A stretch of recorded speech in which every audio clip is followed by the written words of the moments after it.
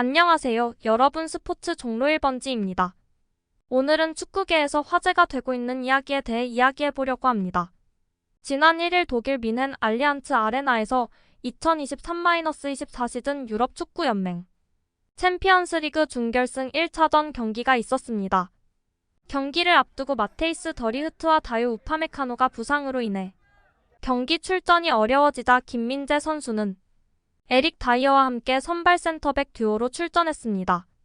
오래간만에 김민재 선수가 선발로 나와 많은 기대를 모았지만 기대에 부응하는 활약은 하지 못하고 오히려 상대팀에게 이골을 허용하는 실수를 하였습니다. 최근 유럽축구연맹 챔피언스리그에서 발생한 일로 인해 김민재 선수의 이름이 크게 떠오르고 있습니다. 이전에 많은 기대와 함께 이적한 선수인데 어떠한 일이 있었던 것인지 함께 살펴보도록 할 텐데요. 그 전에 좋아요, 구독 버튼 눌러주시면 이 채널에 큰 도움이 되니 부탁드립니다. 김민재 선수는 최근 열린 유럽축구연맹 챔피언스리그 4강 1차전에서 레알 마드리드와의 홈 경기에 출전했습니다. 그러나 경기 중에 두 차례나 실수를 범하며 팀에게 실망을 안겼습니다. 첫 번째 실수는 전반전 24분에 발생했는데 비니시우스 주니오르가 공을 받기 위해 내려서자 김민재 선수가 이를 미리 차단하기 위해 앞으로 튀어나왔고 이때 토니 크로스가 김민재 뒷공간으로 공을 찔러줬고 비니시우스가 여유있게 침투하여 골키퍼와 1대1 상황이 만들어져 골로 연결됐습니다.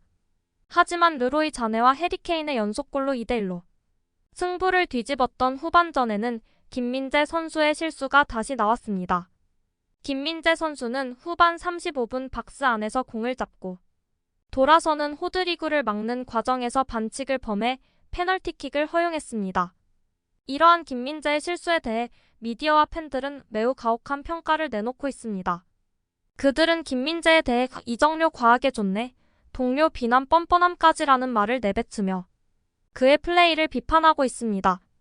실제로 경기 후에는 여러 매체들이 그의 실수를 비난하는 기사를 쏟아내고 있습니다.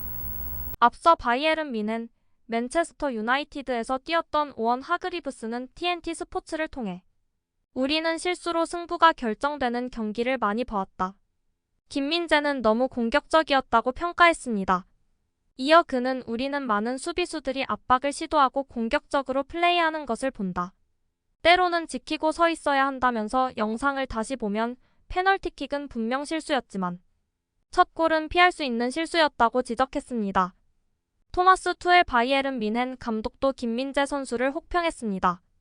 그는 김민재는 그렇게 공격적으로 반격에 나서면 안 된다.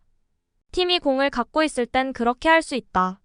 하지만 중앙 수비수로서 그렇게 자유롭게 반격을 펼칠 수는 없다고 단호한 모습을 보였습니다. 또 너무 욕심이 많다. 압박 상황이 아니었기에 무슨 일이 일어날지 알 수 없었다. 너무 쉬운 문제다. 거기에서 김민재를 도울 수 있는 사람은 아무도 없다고 김민재에 대한 질책을 덧붙였습니다. 투엘 감독은 페널티킥 장면에 대해서도 김민재는 두 차례나 너무 욕심이 많았다. 5대2로 수비 숫자가 많았다. 김민재는 갑자기 불필요한 반칙을 호드리구에 범했다. 그는 패스가 오는 순간 잘못된 위치에 있었다. 에릭 다이어가 도와주러 오고 있었지만 반칙을 범했다. 너무 욕심이 과했다. 그런 상황에서는 가만히 서 있어야 한다라고 강조했습니다. 한편 경기가 끝나고 한 매체는 5천만 유로약 739억 원을 투자한 김민재는 레알 마드리드와 같은 팀과 경쟁할 수준이 아니라는 걸 보여줬다라며 뮌헨은 아라우호에 대한 제안을 9천만 유로 약 1330억 원로 올렸다라고 전해 눈길을 끌었습니다. 한 스페인 매체에 따르면 바이에른 뮌헨은 레알 마드리드와의 UEFA 챔피언스리그 준결승 1차전이 끝난 후 바르셀로나 수비수 로날드 아라우로 영입을 위해 거액을 제시하기로 결정했습니다. 뮌헨 새 수비수를 영입하는 이유에 대해 매체는 김민재 선수가 레알전에서 부진한 경기를 펼쳤기 때문이라고 말했습니다. 뮌헨은 아라우호에게 꾸준히 관심을 두고 있습니다. 1999년생 우루과이 국적 센터백인 아라우호는 바르셀로나 핵심 수비수로 활약하고 있습니다. 2019-20 시즌 1군에 데뷔해 2020-21 시즌부터 주전 센터백으로 자리를 잡았습니다. 192cm의 큰 키를 이용한 제공권 장악 능력과 빠른 스피드를 갖추고 있어 피케와 좋은 호흡을 보여줬습니다.